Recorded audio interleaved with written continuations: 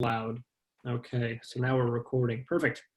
All right, so let's just dive in. I'm gonna end this right at 8 o'clock tonight, since my parents are in town, and I want to go spend some time with them. So we're gonna do a quick one tonight.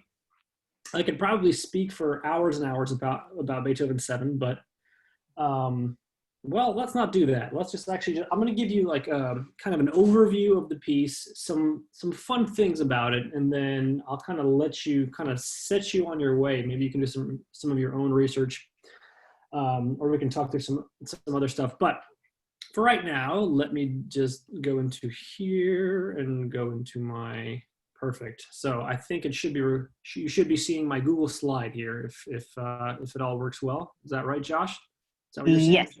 Yes. Perfect. All right. So let's just get started with some things. But before we do that, I want to just say thank you. I thought we'd have some more folks on here, but I wanted to say thank you to all those that participated in the Encore series and the podcast and all that. And wanted to say thanks to Andrew for all of his help recently. There's also some events coming up, and I wanted to thank all of those that are involved in those. And if you've missed it in your emails or just from notifications or anything, here are the upcoming events that are going on for the orchestra. The jazz group is playing on September 14th, Monday night at the Square. That's going to be a live event, which is really, really cool and exciting. Right in the Square there, in the little like overhang stage area. Then we're doing a little Healthcare Heroes concert at Somerville Medical on the 17th. It's from 12 to 1. It's a Thursday, so it's a weird time, I know, but we've had a lot of people actually volunteer to play it, which is wonderful.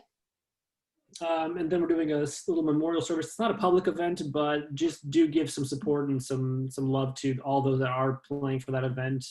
Dottie was a huge supporter of the orchestra.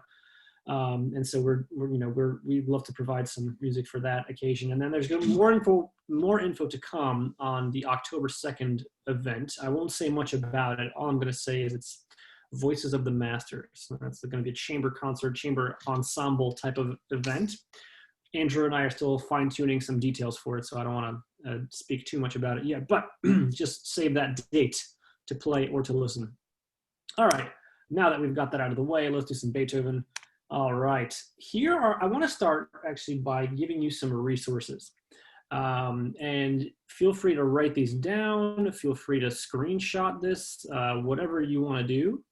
But these are some of my favorite resources about Beethoven 7. Ironically, one of them is not at all about Beethoven 7, and that would be the Arnold Schoenberg here at the very end, but the rest of them are. And so I actually have them all with me right now. So this is the Gunther Schuller book, The Complete Conductor. It has a massive, massive section about Beethoven 7. And it is one of the most in-depth analysis of the piece I've ever seen. Schuller also goes into huge depth analyzing a lot of recordings. And so what you get is he'll talk about what is correct, what's not correct, how much certain conductors and orchestras adhered to, to the correct rhythms or to the correct dynamics, things like that. So it's the most in-depth analysis. You could literally read this for hours and hours and then kind of go off and do your own research based on his writing. Amazing book, amazing article on Beethoven 7. Here's a wonderful biography of Beethoven, one of the standards, the Maynard Solomon Beethoven. There's not much about the 7th Symphony in here, but there's a lot about that time in his life when he was recovering in Bohemia at the spa, in the spa town. Good for him. And then there is a little book. This is a very, very thin book, so you can see it's not much to it, but it's a nice, quick, concise little guided tour. I love how he calls it a guided tour.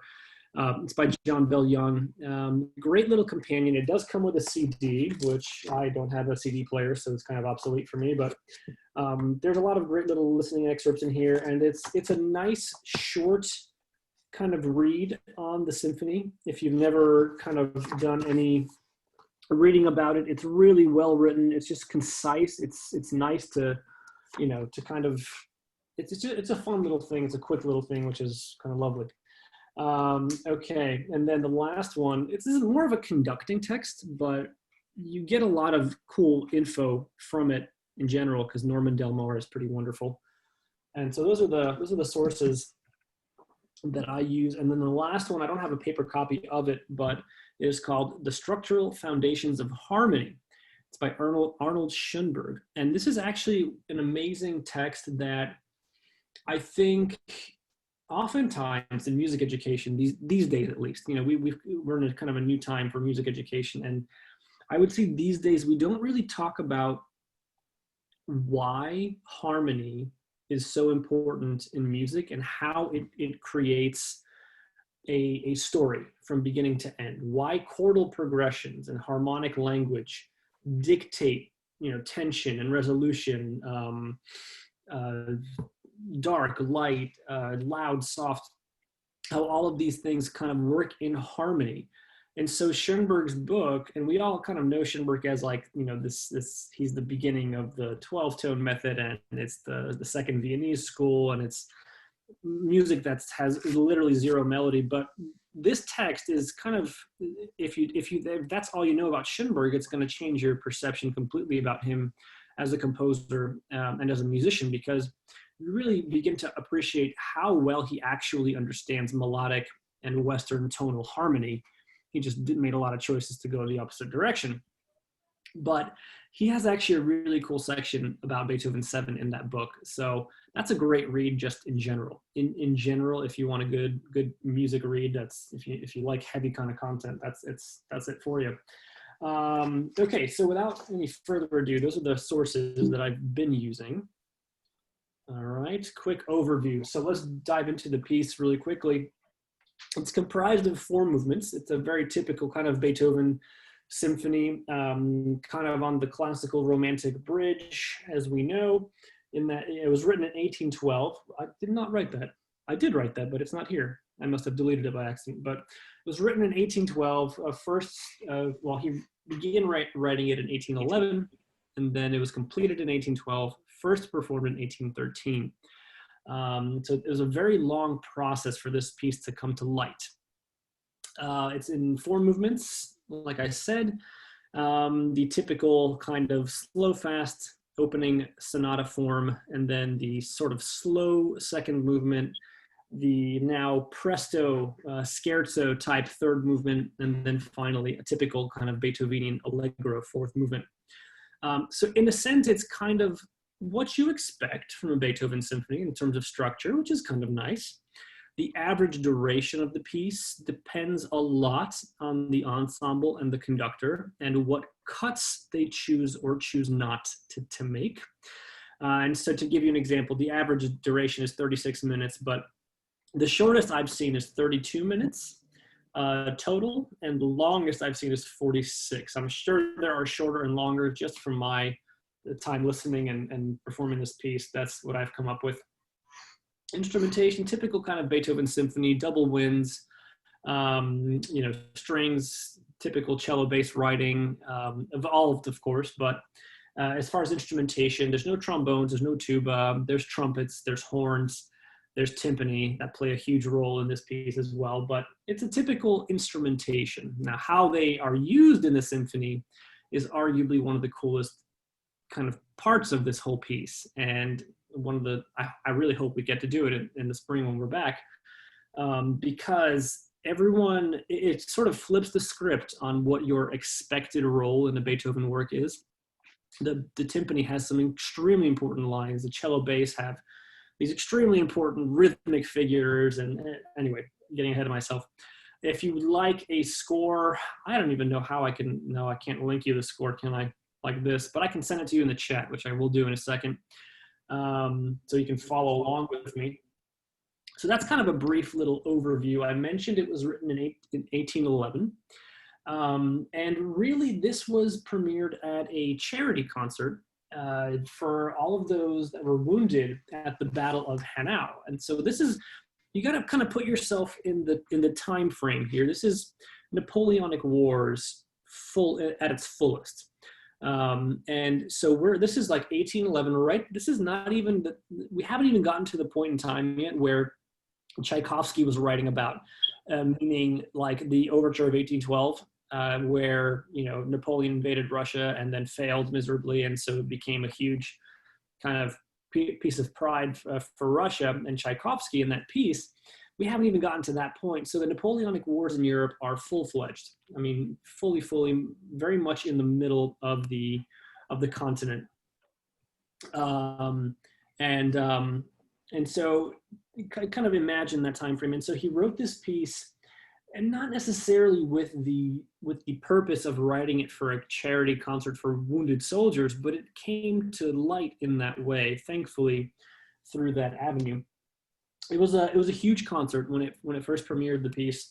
It also included Wellington's Victory, which is another very much a Napoleonic War themed piece. It's not one of his best works at all.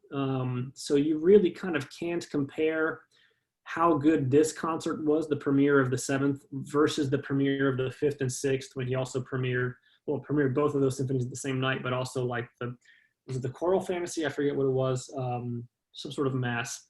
There's like 2-string quartets and some aria. I mean, that was a massive deal.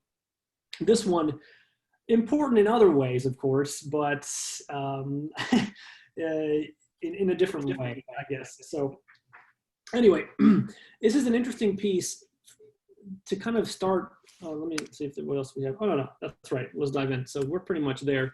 So let me stop sharing my screen for a second, and let me dive into the actual piece. Where is that? There it is. Okay. So let me share my screen again. Perfect. So now I'm on IMSLP, and this is sort of the exact same score that I own. This is the Dover edition. It's a wonderful edition of it. But anyway, before we even get into the music, I have to tell you, Beethoven himself thought this was one of his best works, and I would have to agree. This is really, we all know and love the 5th Symphony for obvious reasons. We all know and love the 6th for obvious reasons. The 7th is really the beginning of Beethoven's mature style. We really begin to see shades of his romantic self.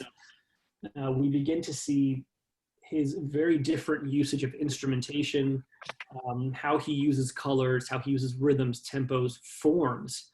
The 3rd movement, Presto, is the fastest movement he's written in symphonic literature to date. Actually, I wonder if I can pull something up. You know what? I will. Real quick, I'm going to just do a quick segue here. Let me just pull this document that I actually have been working on for myself, and I want you to see something here. Let's see if I can share this. Okay, cool. I really can. Great. So let me just show you something. So I've been putting together for myself a Beethoven symphonies kind of spreadsheet type of thing. And so what I have here is all of the symphonies by movement, what their tempo marking is, what their time signature is, what their tempo marking is, and then if there's any other secondary or third tempos in some of these movements. And so, it's interesting to see this all on paper laid out, because you get to see how these symphonies start evolving from one to another. What I want to pay attention to is the 3rd movements for right now. So take a look at Symphony 1, Allegro molto vivace, 8th note equals 108, okay? Then Symphony number 2, Allegro, dotted equals half, etc., etc. So I'll just highlight this so you can see 116, that's the dotted half. And Symphony 3, dotted half is 100. Symphony 5, dotted half 96. It's rarely done at that tempo anyway. Really in the 6th, because you have 5 movements, like, oh, which one is really that one? And so really it's this one again, the 3rd movement again, 108. And then we get to 7. And then take a look at this 3rd movement and the tempo marking that he gives us for this, the 3rd movement of the 7th Symphony. Presto, 3/4, dotted half equals 132. I mean, that blows all the other tempos out of the water. The next fastest is Symphony 3, dotted half equals 116. It's also, if you notice the words that he chooses to use for his tempos, it's always allegro molto, allegro, allegro vivace, allegro, and then presto. So, I mean, we're talking, he's really kind of experimenting and pushing the boundaries of tempo and what it means to have a 3rd fast movement in a symphony, which is ironic because then he completely changes gears in the 8th Symphony and does a minuet, quarter equals 126. Completely like goes reverse classical. As we all know, the eighth is a kind of a classical symphony, very much in form and style and length. It's one of his shortest pieces. And that's actually kind of important to talk about, the fact that he usually wrote symphonies in pairs. We know that he wrote the fifth and sixth together. They were premiered in the same concert. The seventh and eighth are no different. They were written kind of in tandem. And so what we always see in these kind of pairs of pieces is that there is a balance in these pieces. So everything that you have in one, you probably have the opposite of in the other. And so if you look here, Tempo di Minuetto, perfect example. He went the furthest end on the spectrum fast. All right, I'm going to bring it back here. We're going to balance it out between these two symphonies here. And that's kind of one example. But the correlation between the seventh and the eighth symphony is unmistakable. And you have to sort of understand both pieces to fully appreciate both pieces. You can't kind of know the seventh without the eighth, and vice versa. So if you don't know the eighth, fully encourage you to go check it out. It's one of my favorite Beethoven symphonies. I really wanted to do it this year. It was either 7 or 8. It's like, I don't know how to choose, but 7 is so good. You can't not do 7. Anyway, so let me just dive in and change my screen again. Let's go back to the score. I just wanted to give you that little at least brief tempo discussion, because it's actually an interesting one. It's going to begin our discussion of this piece itself. The idea of tempo in Beethoven 7 is one of my favorite talking points, because this piece is often referred to as as Wagner called it, the apotheosis of dance.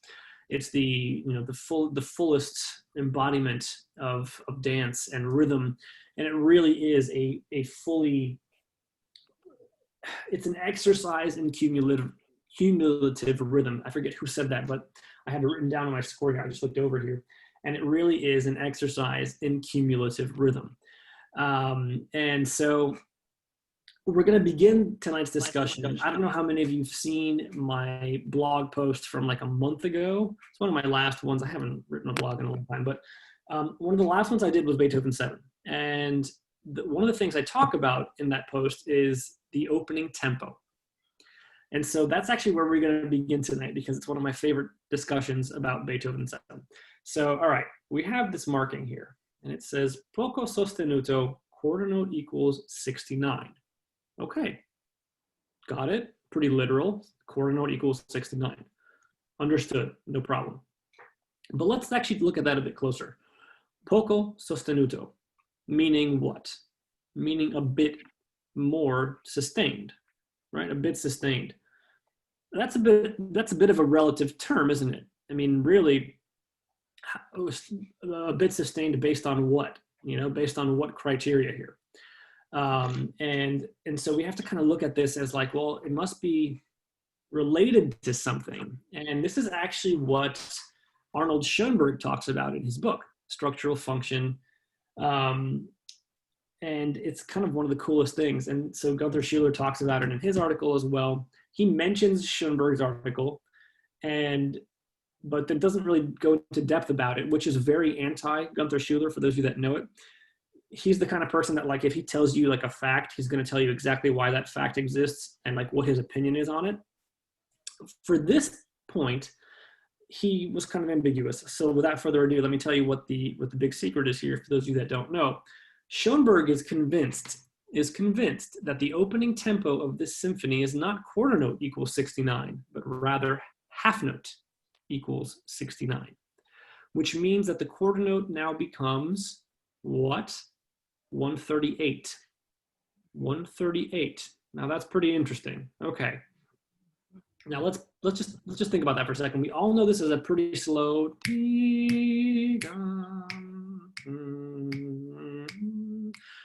Yeah, we get it. But what if we did that at 69 to the half note? And I was playing around with this at the piano the other day, and I thought, this is actually really, really, really cool. So I'm going to get my metronome out to 69. That's 69. Now imagine singing this in half notes.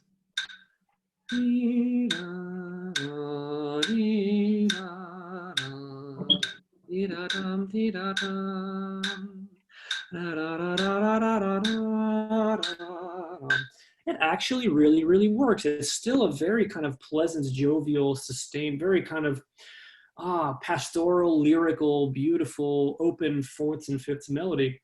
It doesn't feel like it's that much slower, relatively speaking.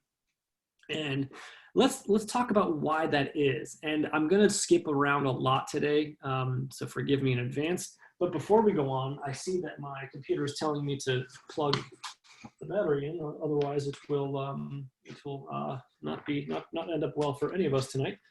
So let me plug in my laptop. Apologies. Quick little segue here. Okay, but now let's go ahead actually and look at why that tempo actually works. And it's one of the most difficult transitions in all of Beethoven. I'm skipping ahead. I know. To this spot right here, to the vivace. Now take a look at the vivace and this tempo here. Dotted quarter note equals 104, okay? And this is, that tempo is, 104 is, we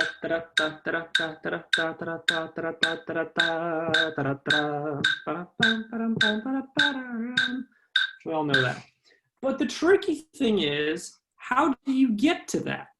And one of the hardest things is getting from here to here.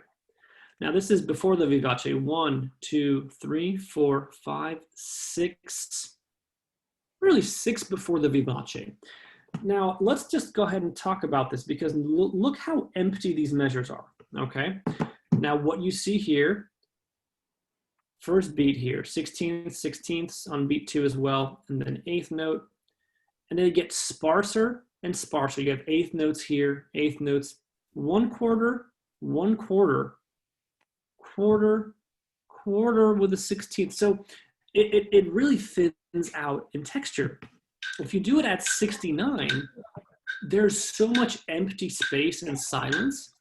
You have to wonder, this is one note, this is a repeated E. This is all E's in different registers. It's the flute and oboe and the first and second violins, back and forth on a single E. Well, how do you do? Okay, well then, do we just do a huge accelerando through here into the vivace? Do we do a ritardando into the vivace? Is there a tempo relationship here? And it's kind of awkward. And this is one of the things that Schuller talks about in his article, is he kind of takes conductors, and he starts like asking the serious questions of like, well, okay, he didn't write an accelerando, why did you do one? He didn't write a ritardando, why did you do one? He didn't do any of these things, why did you do them? And it begs the question, there must be something that's uncomfortable. There must be something that's wrong here. If you do it too slow, you have to speed up. If you do it too fast, it's like, do you slow down or do you slow down? And so it's an interesting point to go back to the beginning. If you do it at 69 to the half note, let's go ahead and listen to what this would be like. And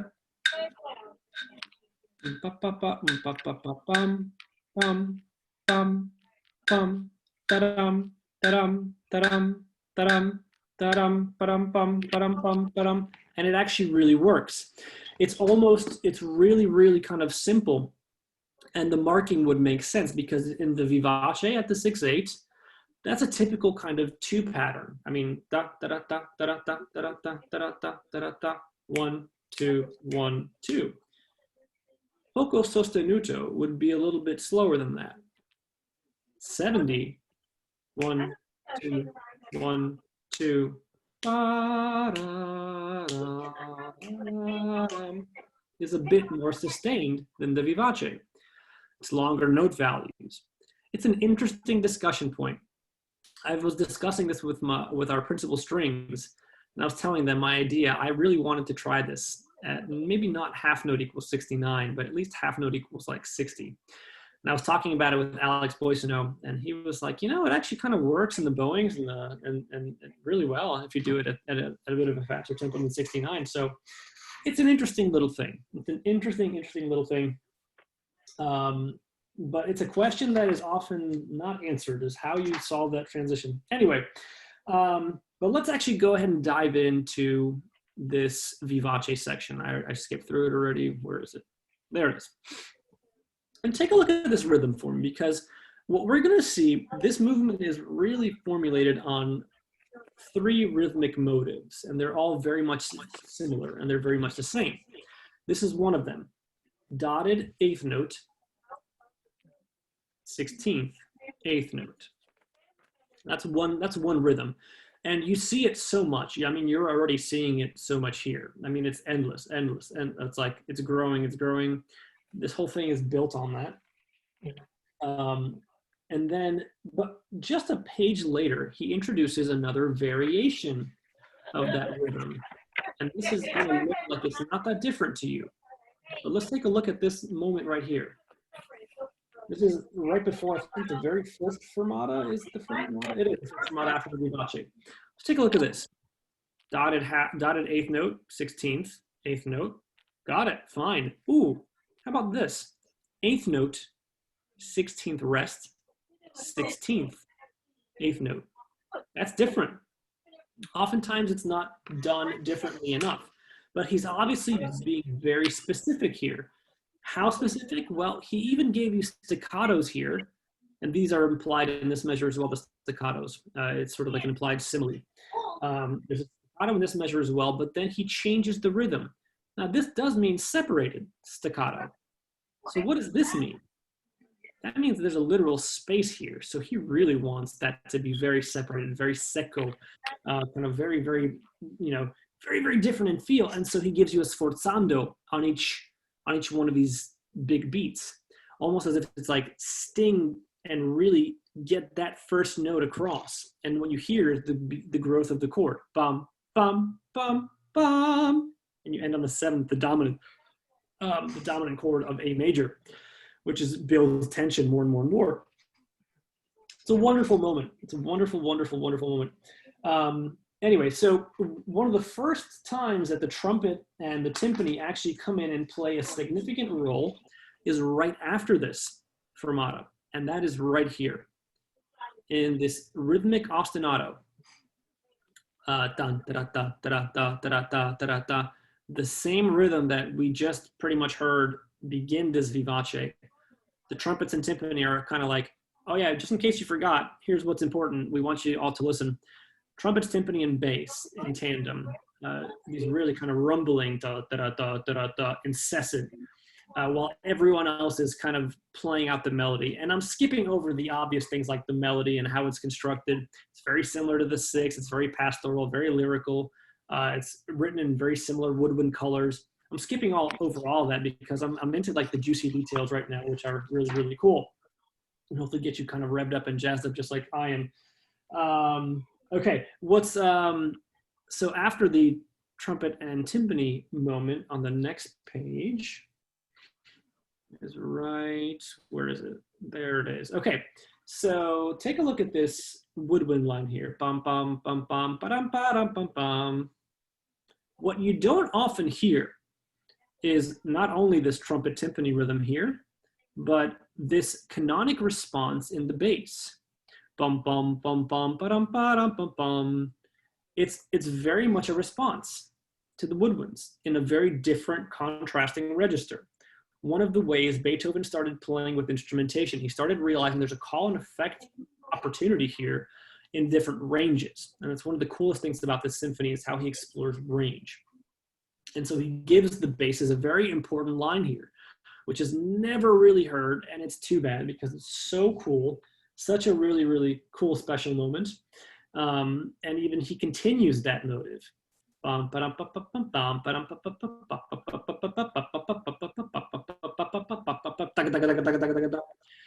Extremely, extremely cool writing. Very, very underrated bass writing here. So we're going to just jump ahead. After that, we have the violas and seconds taking over the important melodies, these fragmented motives coming in and out. And then we get to the question of, where's the repeat? There it is. Take a look at this repeat. Now this should look very similar to Beethoven 5. The end of the exposition in the first movement, there are 3 empty bars. Ba-ba-ba-bum, ba-ba-ba-bum, ba-ba-ba-bum, ba-ba-ba-bum, beginning. Take a look at this. It's the same idea. Very similar principle. And so again, it's sort of like he took what he already did really well in Beethoven 5. It's like bringing back like a greatest hit, but it's like the remix version.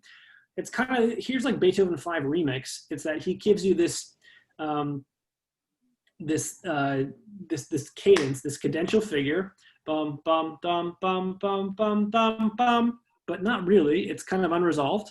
It's a D sharp. Ooh, D sharp. Where's that going to go next?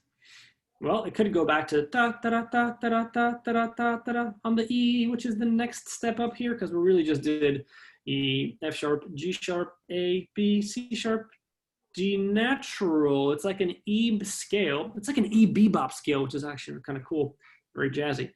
But the next obvious note here, I don't have to tell you, would be E. And so we could go back to the beginning.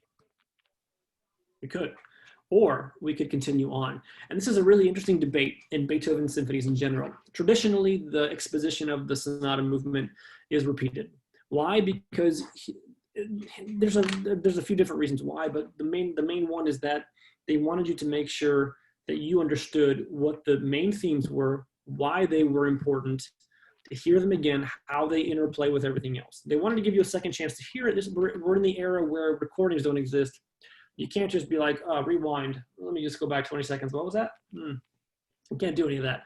So the first time you heard it, probably the last time you'll hear it for 5 years. And so they really wanted to make sure it stuck. There's an argument for not doing the repeat in a sonata movement. And the simplest argument for that would be one I heard last summer. And it was the easiest way I've ever heard it explained. If you're telling a story, you know, you get to this pivotal moment, like you're telling any story. It could be the best story in the world, right? The greatest story in the world.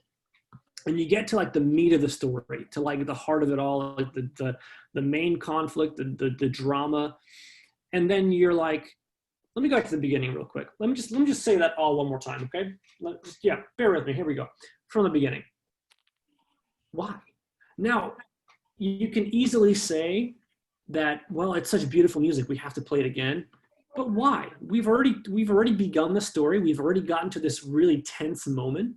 In some symphonies, you don't feel it as much. But in this one, in this kind of heightened moment of rhythmic interplay between the strings and the winds, what?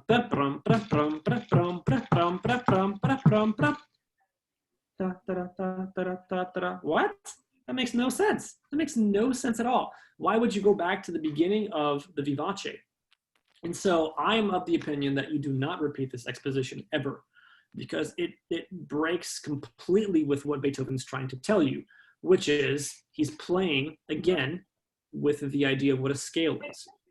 So he teased you with 2 half steps here, the D and the D sharp. And then the beginning of the development is the same beginning note as the previous 4 measures, but it's E, F natural, chromatic scale. Ooh, we now know something different is about to happen. And it sure does. Here's that rhythm again, just in case you missed it and forgot about it.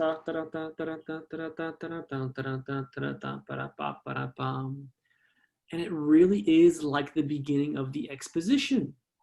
If you look at this, imagine the flutes are playing this. Remember the woodwind layering that we had? The very first time you hear the melody, what happens right before it? There's a layered chord in the woodwinds, and the horns join in, and everyone plays this chord at the end. Same thing here. So really, again, another argument to not go back to the beginning of the exposition. It's all right here. He gives it to you on a silver platter. So anyway, one of the coolest things about this movement is the tempo and this getting into the development. The development itself is absolutely wonderful.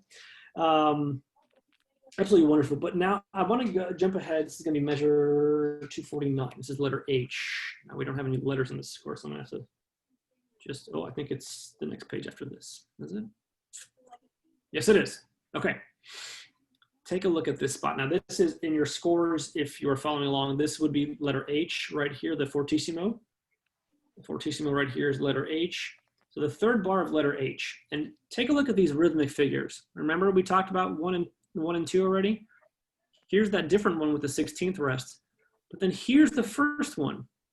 That's not a misprint. He did that on purpose. And that's, you can see that in the manuscript and also in all the other editions of this piece. He has this, and this is consistent in his scores.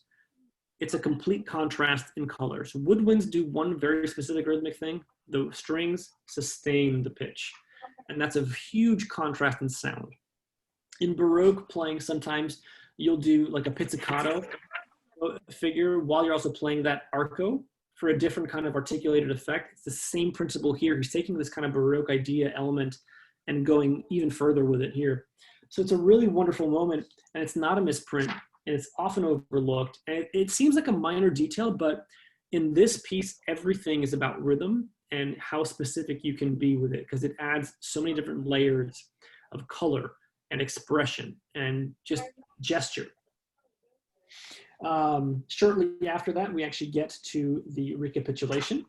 And then we're kind of back in the recap, and we're off and running here.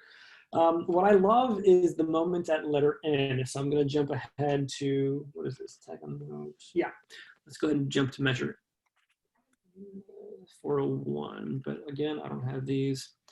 I have to find it. That's the melody again. Bum, bum, bum. I'll know it when I see it, folks. I'll know it when I see it. Okay. Bum, bum, bum. Did I pass it? I made it. No, I think I'm right there. Oh, yes, the next page. Yeah, I thought I passed it, but I had not. Okay, take a look at this moment right here. And I know I'm jumping ahead so much, but this is literally right here on this chord where these long sustained notes are, is letter N. And it is a massive, massive pedal E. Every single one of these instruments is playing an E over the span of 5 octaves. So we have the full capacity of sound in the orchestra, the fullest range possible, all playing the same note. Can you, like, just imagine what that feels, if you could play 5 octaves at the same time on the piano, what range that is, and what different colors you get in between, the overtones in between all that. You have a horn, 2 bassoons, clarinets, and a flute. Also a full blend of colors too. Amazing, amazing moment, and it's often not talked about enough as well. While the lowest part of the strings have this amazing, amazing kind of low melody with this counter in the violins. Amazing kind of organ moment that isn't talked about or appreciated enough. So next time you're listening to this piece or playing it, look out for this moment at letter N. It's a really, really cool moment. We get to the end of that. Let's jump out of the first movement now. Hopefully that gives you a cool little, at least, experience with that movement. But just be aware that this motive, this rhythmic figure has 3 different variations. I didn't give you the third, but just know that there's a third, and I want you to find it. And actually, I'm curious to see who's going to tell me where it is first. If you can tell me where that third one appears first, if you're looking at the score, you get something cool for me. I don't know what yet. I haven't figured it out, but really cool thing. So, second movement, probably the most famous second movement of Beethoven's. Probably the most well-known. Even if you don't know Beethoven's symphonies, you probably either know bum bum bum bum or this movement. And this was featured in the movie The King's Speech, in the most dramatic, pivotal scene in the movie. But it was also encored at the premiere. That's rare for a symphonic movement to be encored by an audience, but it was. It really, really was. I talk about this movement in my blog post as well, and how interesting and unique the form of this movement is. Quick thing before we even dive into the movement itself is take a look at the opening chord here. It's an A minor chord, okay? It doesn't seem like much. It's just that's all it is. It's just a chord, all right? But I want you to look at the very last measures of this movement. So horns play at this C, not a C, but it's a written C. A, C, G, C, C, E. Now let's just fast forward to the end of the movement.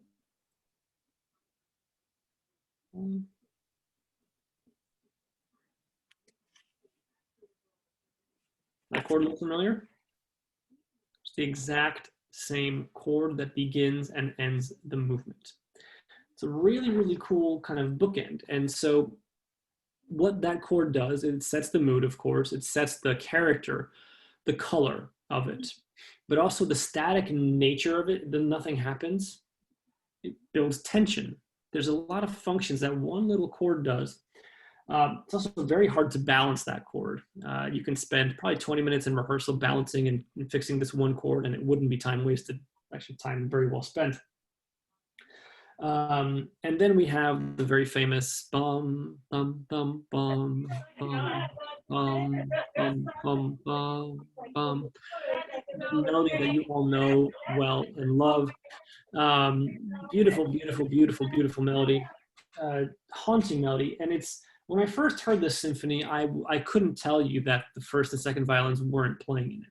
It's only when you start appreciating how he builds this movement from the ground up, literally from the ground up, that you begin to appreciate how it actually is conceived. So the movement begins with the viola, cello, and bass, really, and cello too. Take a look at that divisi, by the way. There's a divisi in the cello lines. How important the low registers are to him is very important. The two lowest sections are split into three groups. Now you have three low sections, all doing their own unique role, playing their own unique part, with the violas being kind of the main voice, the top voice rather. By main, that's what I mean by main. Okay, so it's built on this simple motive. Remember that the first movement was built on ta ta ta ta ta ta ta ta ta. What note was that? It was an E. What's the note that's repeated over and over in the violas? Bum, bum, bum, bum, bum. For those of you that can't read C clef, I'll tell you, that is an E. The violas begin with an E. That's repeated. Dum, dum, dum, dum, dum, dum, dum, dum, dum, dum, dum, dum, dum, dum, dum. The idea of rhythmic repetition is very much established at the beginning of the second movement. What is also established? The idea of one tone, one common tone, the E, again, being very important. And this is really the beauty of symphonic connection, is how he connects the rhythm and the pitch. It's also A minor in this movement, not A major.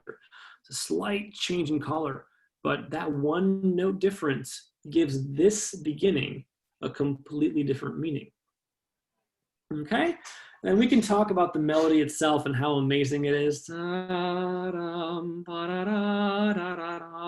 of my favorite melodies in all of Beethoven, of course. But right when that melody comes in, the second violins come in with that bum, bum, bum, bum motive again. Just like the trumpets and symphony came in the first movement and reestablished the rhythm and the pulse. Same thing the second violins do here. But he's layering now. He's adding one more thing to it. Now we have four voices. Five if you count the divisi cellos. Really five distinct voices here. All right, and then that continues on and on. There's another A section, an A prime, and an A. It's really comprised of in three sections. I'll tell you what they are. Here's A1, the first 8 measures. A2 is the next 8 measures. Okay? And then the third A is the next 8 measures. A1, A2, A3. And that's really the 3 parts to this melody. It's a 24-bar melody. And so every 24 bars, you can expect something to happen. Well, sure enough, at bar 28, and why is it 28? That's kind of a weird number, isn't it? Well, we have these, remember, don't forget these two bars here, all right? But then we have the second violins come in. Did I say 28? Did I mean 27? You said 20. 27, whatever. You know, the 24 plus 2 is 26. The 27th bar, measure 27. You have the entrance of the second violins. So therefore, if it's measure 27, what's 27 plus 24? 51. We should expect that at measure 51, the first violins will come in. Let's see if that happens. 8, 9, 30. I'll save the suspense. Yes. Measure 51 is where the first violins come in. And we have an even more expanded version of that initial melody. And it keeps growing. It keeps growing in motive. Now the cellos, viols are doing something very different. Basses are kind of continuing their thing. But now this melody voice is taken by the second violins, and the first take over the rhythmic motive. It's built.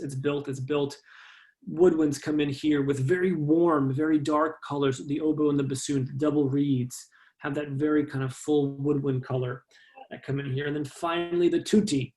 And check out the motive that is blasted out by the entire woodwind section. Bom, bom, bom, bom, in huge registers, low horn, highest flutes, huge range of notes, all playing what note?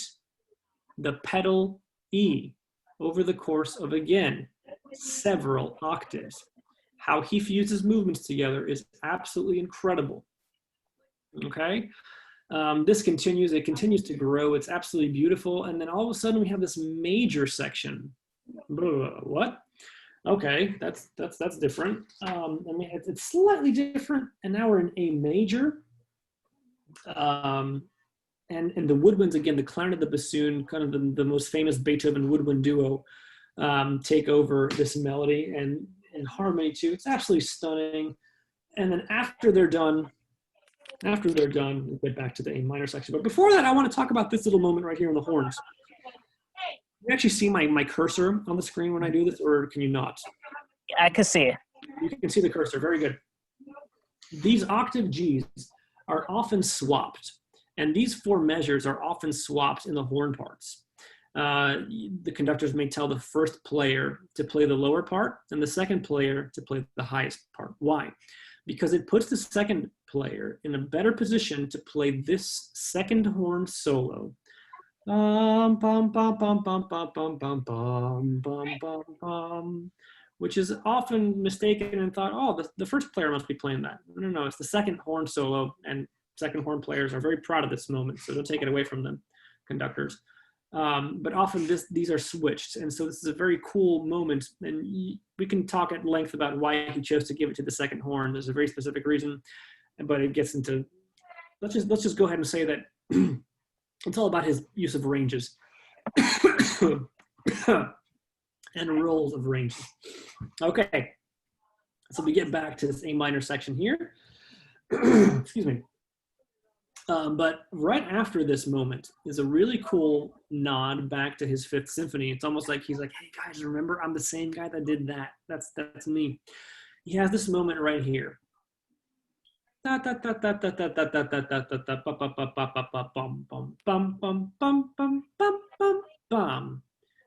seen that in Beethoven 5. You guys know what I'm talking about in the slow movement? Where it grows from one note, bum, bum, bum, bum.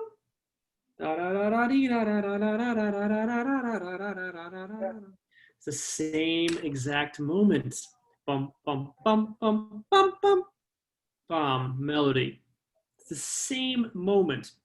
Not only linking his movements together, but linking his symphonies together. This is why Beethoven is a genius, because he can do these things that on the surface looks so simple. You're like, well, duh, it's such a simple little motive. But to do that in this way, on these repeated E's, again, is a stroke of genius. It's absolutely amazing. So that is the beauty of the second movement. The form, how he uses the ranges. We haven't even gotten to the fugue, which is right here. Absolutely wonderful fugue. It's kind of very reminiscent of his Third Symphony. The final movement he has like a double fugue in there, but voices coming in and out, fragments. It's just a stunning fugue. But again, kind of plays with the idea of what is this movement. There's a fugue in this. Then we get back to the main theme. It's kind of like a rondo, and that's like the new one, but it's kind of like a theme and variations, but the theme repeats itself. what is the form? It's who cares? Honestly, at this point, it's just such a great movement. Like there's something new around every corner, and like when he gives you the main melody, you can expect there's something new is going to happen after. And I think that's the beauty of this movement. It doesn't really matter what the form is. Anyway, we get done with that. We have a few minutes left. I'm going to just briefly talk about the Presto movement.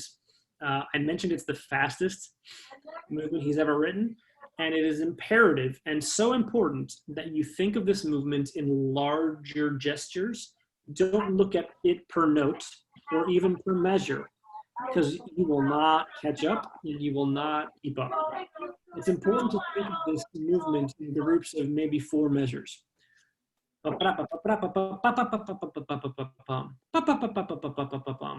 Notice what the idea is. Try to see all 4 measures. What the motive is. It's all going down, all going down.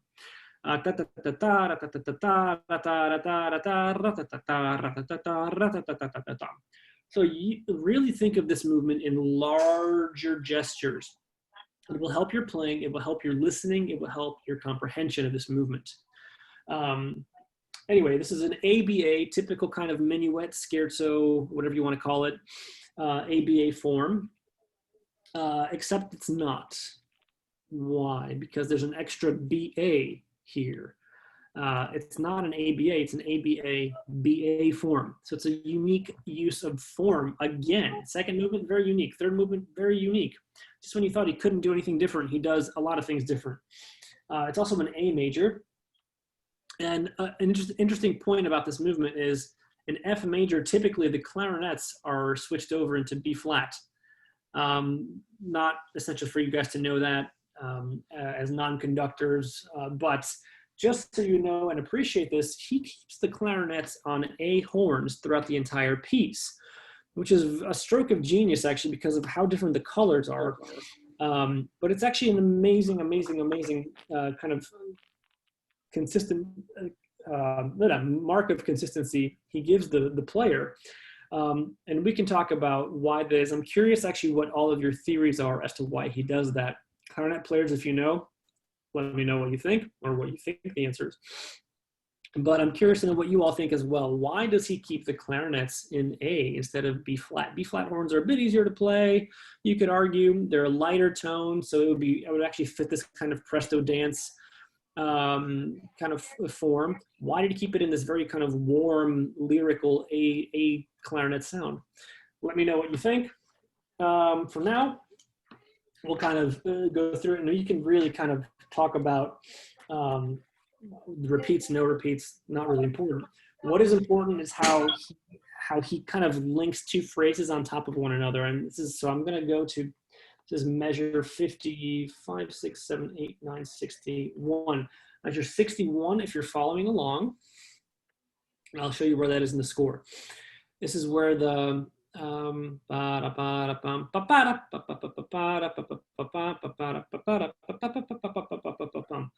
almost, it feels very awkward. I was on a seminar with this piece one time, and we were asked to figure out the phrasing between measure 61 and what was it, 70, 80 something, no, it was 89, 3, 2, 1, 90, and measure 89. What the phrasing there was up until that point.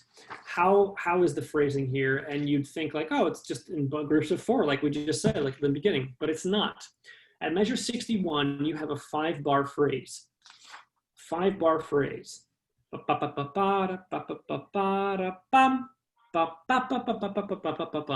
woodwinds take over the new phrase there. So it's a 5-bar phrase in the middle of this like just very standard dance movement, and then all of a sudden, ooh, stay on your toes. And then measure 82 is also a 7-bar phrase, and that begins here with the basses. So it's missing a measure. It feels so uncomfortable when you actually look at it on paper. 7 measures from 82 to 89. That's one phrase. And that's the beauty of these slight little gestures. One cool little moment. I think it's another nod back to the 5th Symphony. Trumpet and timpani, one more time. Check out this little moment right here. Ba-ba-bum, ba-ba-bum, ba-ba-ba-bum. 3 notes repeated back and forth. Da-da-dum, da-da-dum. It could be, I may be looking into it too much, but I think that's a really cool moment for the trumpet of timpani. I don't think it's a mistake since he just used them in a few other important moments in the piece. All right. Anyway, and then we get to this assai meno presto, which is, means very much less presto. Dotted half equals 84. I mean, so he took off like what, 50 clicks off the metronome. That's humongous. That's a massive change. And so it's a very different kind of mood here. This is the B section. Absolutely stunning motive.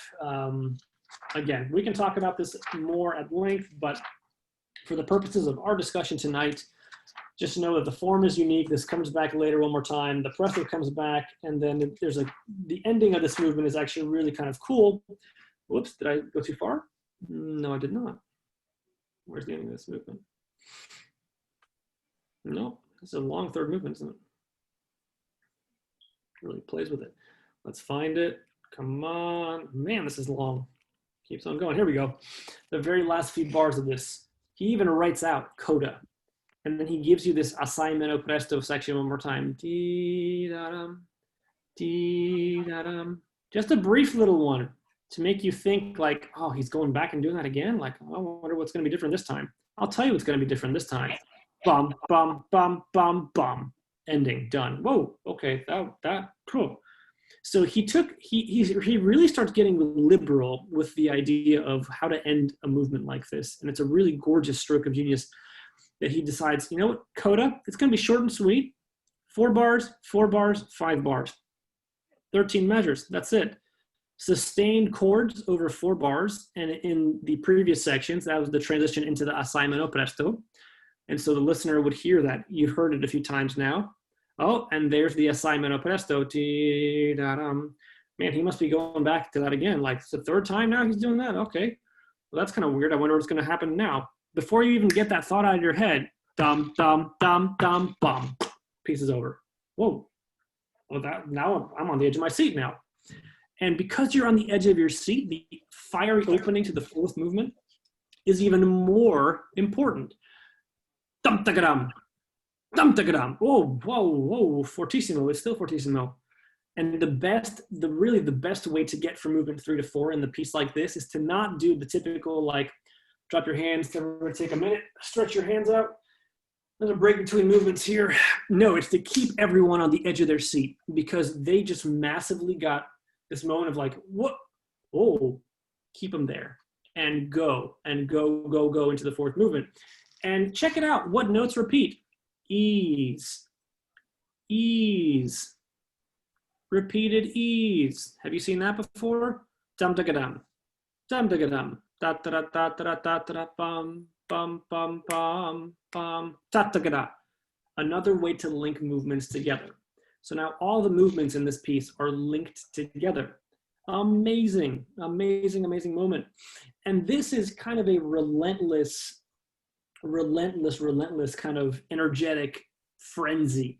What's really cool is this is actually a melody taken from another piece of his. This is actually an Irish folk song. This is Irish folk song number 8, and this is called Save Me from the Grave and Wise. I'll write that in the chat box for you, but it is W, capital W, little O, capital O, 154. Irish folk song number 8, Save Me from the Grave. It is the exact same melody, except this one is an instrumental version of it, and it's also in a different meter. The interesting similarities between this movement and that song also tie into movement 1. Take a listen to that Irish folk song number 8. I think you'll be surprised as to what you hear. But for our purposes here, just know that this is a vocal piece. It's a dance. It's a fun piece. It's supposed to be kind of this energetic, bubbly thing. What a really cool moment is, and again, by the way, you don't take the repeat in the exposition here. You just go right on into ignore the repeats. Just keep on going. Save some time. But also don't mess with the structure of this piece.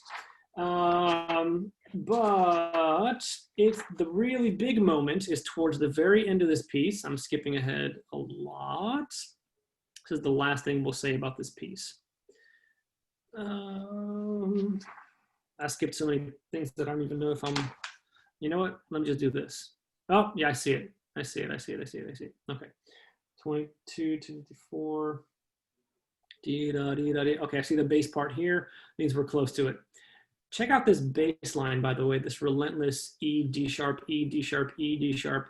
How many bars does he do this for? Dee, da, dee, da, dee, da, dee, da, dee, da, dee, da, dee, da, dee, da, da. 12, 13, 14, 15, 16, 17, 18, 19, 20 measures of dee, da, dee, da, dee, da, dee. That you can kind of almost call a Rossini crescendo. It's the same figure over and over and over and over and over for 20 measures. He wants to keep building tension, keep building suspense, keep it growing slightly, slightly, slightly, slightly. And then you get this kind of the return of the bum bum bum bum bum bum bum bum bum bum bum bum bum bum dee dum dee dum dee da dee da. It returns and then it grows and grows. 16th, 16th, 16th, 16th. I mean, I can't even tell you. We've been building up to this moment for the last 6 minutes as far as playing this movement. And for the first time in symphonic music, Beethoven writes 3 Fs. The first fortissimo. I mean, this is a huge moment. This doesn't mean like blow the roof off the place, like loud. This is simply a how important this is to Beethoven. Is it the first time he's used it? No, he used it in Leonora overtures. I think it's 2 and 3.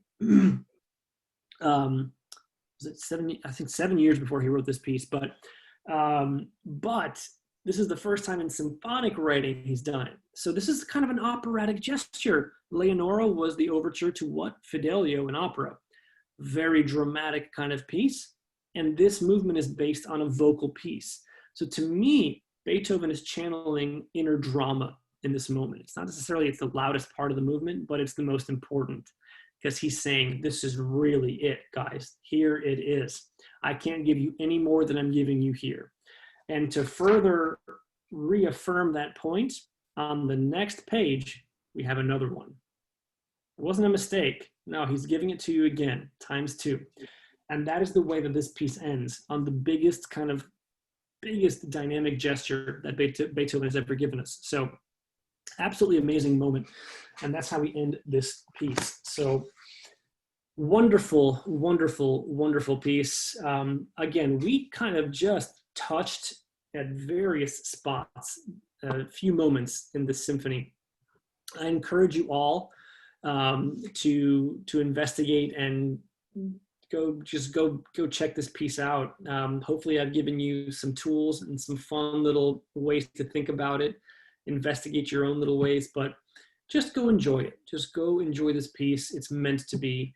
And that's about it. I hope you get to perform it in the spring, and I hope that this was fun and entertaining and enlightening. So with that being said, any questions?